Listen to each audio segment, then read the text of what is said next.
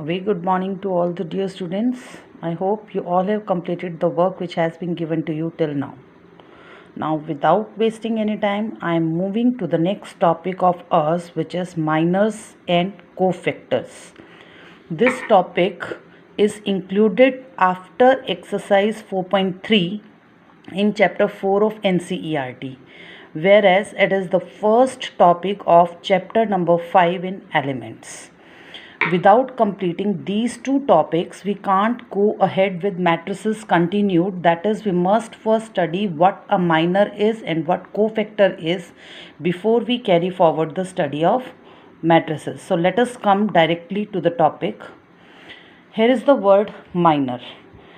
First thing that I want to make clear for all the students is that the minors and cofactors exist only and only for square matrix. Now suppose we are having a square matrix A represented by Aij and it is of order n by n. Now minor is defined as a determinant of a smaller matrix which is of order 1 less than the given matrix and which is obtained by deleting the row as well as column of the element whose minor is being calculated. That is, suppose Aij is any element of the square matrix A. Then by deleting the row and column of the element Aij of the matrix, we get a small determinant whose order is 1 less than the order of the given matrix.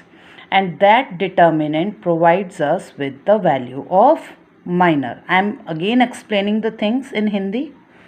हमें कोई matrix दी ए जिसका element है ijth element है Aij. अब उस element को contain करने वाली रो और कॉलम को हमने डिलीट कर दिया, मतलब हमने ith रो को भी हटा दिया और साथ के साथ jth कॉलम को भी हटा दिया. दोनों रोज और कॉलम्स को हटाने के बाद एक डिटर्मिनेंट हमें मिलेगा जिसका ऑर्डर गिवन मैट्रिक्स के ऑर्डर से 1 यूनिट कम होगा. उस डिटर्मिनेंट को अगर हम सॉल्व करते हैं तो वो जो वैल्यू आएगी that value is known as minor of the element Aij of the given matrix A. It means every element of a square matrix has a minor. Since a matrix of order n by n contains n square elements, so each and every element will be having a minor. जब 3 by 3 order की matrix हमें दी जाएगी तो 3 by 3 order की matrix में 9 elements हैं तो हर element का एक माइनर होगा, यानी कि हर एलिमेंट का एक माइनर हमें मिलेगा. सेकेंड थिंग जो हमें माइंड में रखनी है वो ये कि किसी भी मैट्रिक्स में जो माइनर बनेगा उस माइनर का जो ऑर्डर होगा वो मैट्रिक्स से 1 यूनिट कम होगा. जो दूसरी बात हमें ध्यान में रखनी है. तीसरी चीज़ है कि हम माइनर को रिप्रेजेंट कैसे करेंगे. Suppose we are finding the minor of element Aij.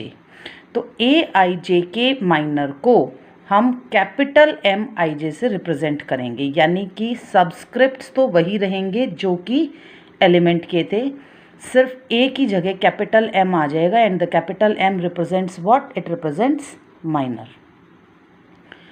Next thing जो ध्यान रखने की है वो ये कि क्योंकि माइनर का ऑर्डर मैट्रिक्स के ऑर्डर से 1 यूनिट कम होता है, इसलिए for minor to exist the order of matrix must be greater than और इक्वल टू 2. यानी जिस मैट्रिक्स का ऑर्डर 1 by 1 होगा उसमें एकमात्र एलिमेंट जो उस 1 by 1 मैट्रिक्स में आ रहा है उसका कोई माइनर एग्जिस्ट नहीं करेगा. Now let us come to an example, because बिना एग्जाम्पल के तो कोई भी चीज़ क्लियर नहीं हो पाएगी. हमें एक matrix the A which is given by 2 3 1 4. It is a matrix of order 2 by 2. Now let us consider the first element, the element A11 of this matrix. The element which appears at 1 1 position in the matrix is 2. Now we delete the row as well as the column which contains 2 and we are left with only 4. This 4 represents the minor of 2. Thus 4 is the minor of element number A11. Now let us consider the next element A12. Which element is appearing at the position of A12? It is 3. Now we delete the row as well as the column where 3 is contained. हमने 3 वाली रो को भी छोड़ दिया, 3 वाले column को भी छोड़ दिया, और ऐसा करने से हमारे पास रह गया डिटर्मिनेंट ऑफ 1. अब ये 1 बाय 1 का डिटर्मिनेंट है तो 1 का डिटर्मिनेंट तो 1 ही होगा, क्योंकि यहाँ जो दो मॉड्यूलस के जो साइन है ना, जो दो बार्स हैं उसके बीच में डॉट का मतलब द एलिमेंट इनसाइड दैट, और ये जो सिंबल आपको दिया ये सिंबल डिटर्मिनेंट का है, ये मॉड्यूलस या एब्सोल्यूट वैल्यू का नहीं है. यानी हम यहाँ जो कैलकुलेट करने जा रहे हैं वो माइनर को कैलकुलेट कर रहे हैं, एब्सोल्यूट वैल्यू को कैलकुलेट नहीं कर रहे हैं. और ये इस तरीके से अपीयर क्यों हुआ? क्योंकि हमारी मैट्रिक्स का ऑर्डर था 2 बाई 2, इसलिए जब हमने एक रो और एक कॉलम को छोड़ा तो माइनर का ऑर्डर बन गया 1 बाई 1, जिसकी वजह से एक सिंगल एलिमेंट आपको इस सिंबल में दिखाई दे रहा है. Now let us take an example of a matrix of order 3 by 3, 1 2 3 4 5 6 7 8 9, obviously a very simple matrix. Now let us consider the element number A21 of this matrix. Which element is appearing at the position of A21? A21 means second row, first column. So if we take second row and first column, the element obtained by us is 4. We are obtaining 4. तो 4 वो element है जो A21 की position पर आ रहा है. Now we just cross out the row as well as the column containing this 4. हमने 4 की रो को भी छोड़ दिया, 4 के कॉलम को भी छोड़ दिया, तो हमारे पास बचा क्या? 2 3 8 9, 1 4 7 4 5 6. ये सब छोड़ने के बाद हमारे पास बचता है 2 3 8 9. ये 2 बाई 2 का एक डिटर्मिनेंट हमारे पास बच गया. इससे जब हम इवैल्यूएट करेंगे तो आएगा 2 into 9 18 minus 8 into 3 24 which is equal to -6, and this is the minor of this particular element. Let us take another element of the same matrix A32, means the element at third row second column, and our element is 8. So 8 appears at the position of third row and second column at the 3 2 position.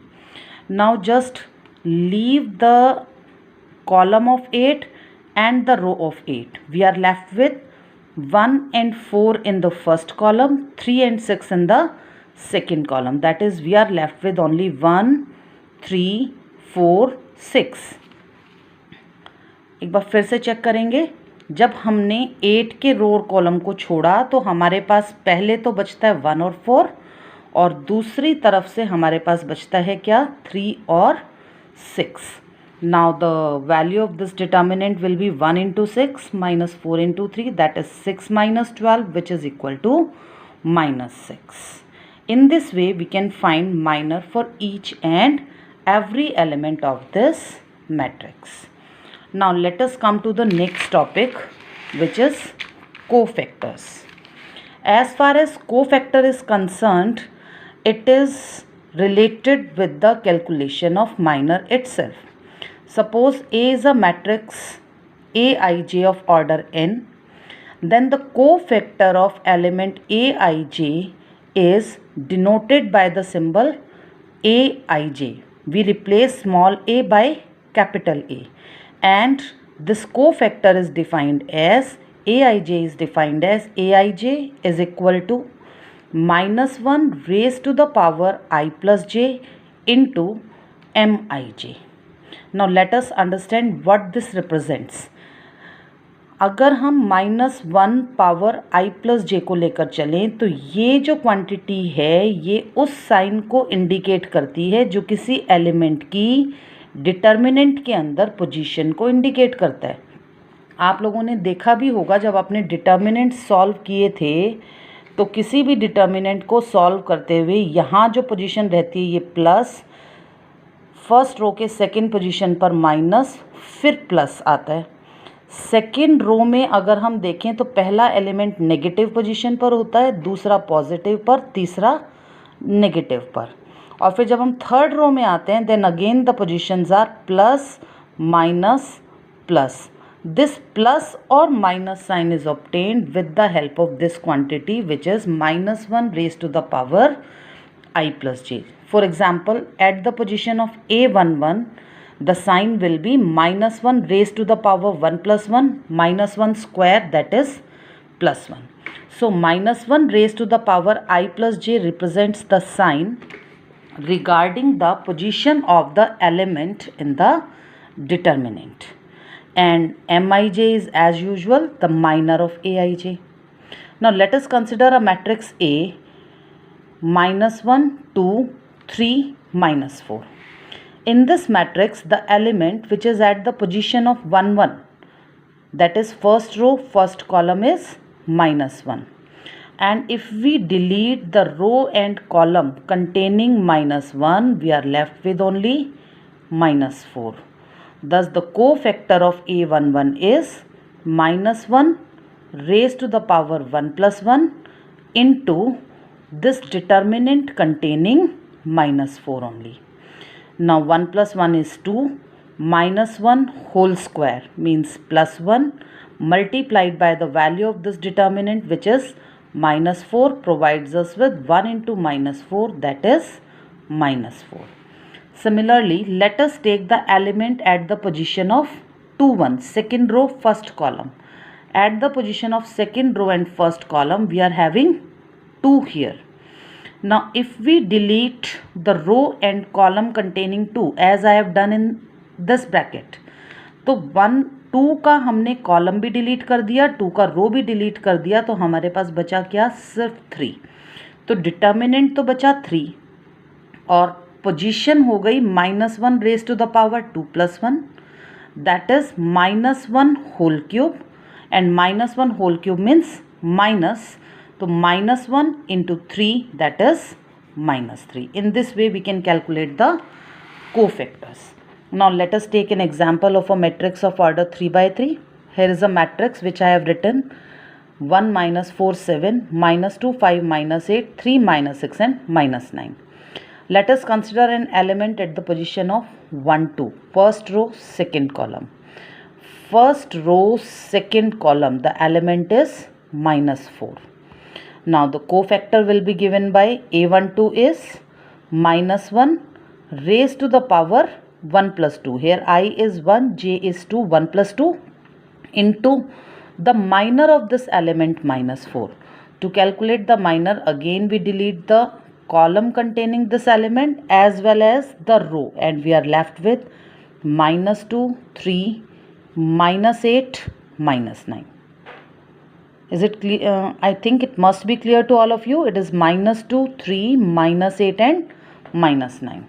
Now minus 1 raised to the power 1 plus 2 provides us with minus 1, and the value of this determinant is minus 2 into minus 9, that is 18, minus minus 8 into 3, that is plus 24. That is, it is 18 minus minus 24, that is 18 plus 24. Now minus 1 into 18 plus 24 is minus 42.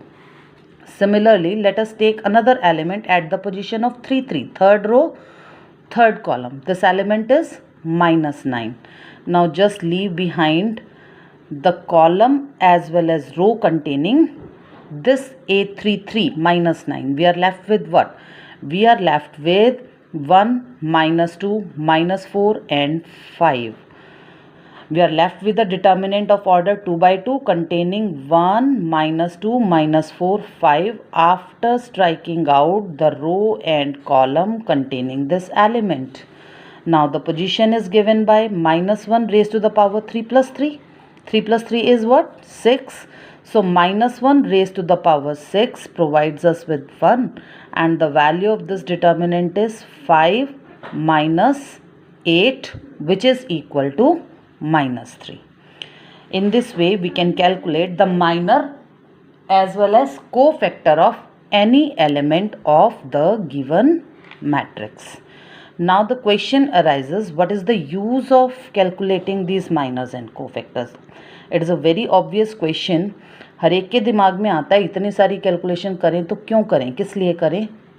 तो जहाँ तक cofactors की बात है, it is very useful for us to study our next topic, that is inverse of a matrix, where we calculate inverse by calculating the cofactors of each and every element of a given matrix. But we shall come to that topic later on. Currently we have studied the topic of determinants. Now as far as determinant is concerned, determinant of every matrix is nothing but the sum of product of elements of any row और column with their corresponding cofactors. मतलब हमें क्या करना है कि किसी भी एक रो या कॉलम जिसको भी हमने चूज़ किया, जिसके अबाउट हम अपने डिटर्मिनेंट को एक्सपेंड करने जा रहे हैं, उस पर्टिकुलर रो के एलिमेंट्स को उसी रो के एलिमेंट्स के कोफैक्टर से मल्टीप्लाई करते हुए ऐड करना है। कॉलम को लेकर चल रहे हैं तो कॉलम के एलिमेंट्स के कोफैक्टर्स लेंगे, रो को लेकर चल रहे हैं तो रो के एलिमेंट्स के कोफैक्टर्स को लेंगे। सपोज मैंने फर्स्ट रो को लिया तो फर्स्ट रो के एलिमेंट्स हैं A11, A12, A13। तो A11 को हम उसी के कोफैक्टर से मल्टीप्लाई करेंगे, A12 को उसके कोफैक्टर से मल्टीप्लाई करेंगे, A13 को उसके कोफैक्टर से मल्टीप्लाई करेंगे, और जब तीनों क्वांटिटीज़ को ऐड करेंगे तो हमें उस पर्टिकुलर मैट्रिक्स का डिटर्मिनेंट मिल जाएगा। इसी तरह से सपोज़ करो कि मैंने फर्स्ट रो लेने की बजाय ना फर्स्ट कॉलम ले लिया, तो फर्स्ट कॉलम में A11 आता है, A21 आता है, A23 आता है, sorry A11, A21 and A31 आता है। तो these are the elements of first column. So we multiply A11 with A11, A21 with A21, and similarly I multiply A31 with its cofactor, that is cofactor of A31 itself, and in this way we can calculate the determinant of matrix A. And it can be written in 4 other ways. It is quite obvious. First row, second row, third row, और first column, second column, third column. एक रो को लेना है, उसी के cofactors को लेना है उसी रो के, और दोनों को मल्टीप्लाई, करस्पॉन्डिंग मल्टीप्लिकेशन करते हुए ऐड करना है। तो जो क्वांटिटी हमें मिलेगी that quantity is known as determinant of given matrix. तो अब यहाँ क्वेश्चन ये आता है कि अगर हमने जो रो ली उसी के कोफैक्टर्स ना लेते हुए किसी और के कोफैक्टर्स ले लिए तब क्या होगा। तो डिटर्मिनेंट के लिए तो हमें जो रो या कॉलम हमने उठाया हमें उसी के कोफैक्टर्स से मल्टीप्लाई करना है, कोई और रो या कॉलम यूज़ नहीं करना है। यहाँ एक सावधानी, एक कॉशन हमारे लिए है कि अगर हमने किसी एक रो के एलिमेंट्स को किसी भी पैरेलल रो के एलिमेंट्स के कोफैक्टर से मल्टीप्लाई करके ऐड कर दिया तो वैल्यू हमेशा सिर्फ और सिर्फ 0 आएगी। मतलब रो ली फर्स्ट और कोफैक्टर्स लिए सेकेंड रो के या थर्ड रो के, और फिर उन्हें मल्टीप्लाई करके ऐड करेंगे तो वैल्यू हमेशा 0 मिलेगी। और यही बात कॉलम पर भी अप्लाई होती है। किसी भी एक एलिमेंट, एक कॉलम के एलिमेंट्स को हमने लिया और उन एलिमेंट्स को किसी और पैरेलल कॉलम के एलिमेंट्स के कोफैक्टर से मल्टीप्लाई कर दिया, then also instead of determinant we shall get only and only 0। तो ये चीज़ हमें ध्यान रखनी है, बहुत ध्यान से इस टॉपिक को पढ़ना है, समझना है। ये हो सकता है कि इस एक्सरसाइज से पेपर में आपको एक भी क्वेश्चन ना मिले, लेकिन जिसको माइनर या कोफैक्टर निकालना नहीं आएगा वो बच्चा obviously inverse of a matrix, जो कि 4 मार्क्स के लिए एग्ज़ाम में आता है, उसे कैलकुलेट नहीं कर पाएगा। और इन्वर्स निकालना अगर नहीं आएगा तो ऑब्वियस सी बात है कि you are going to lose 4 marks in your paper. So it is just like ABC of calculation of inverse. So must read this topic not for marks but for understanding the things which are going to appear ahead. Thank you very much.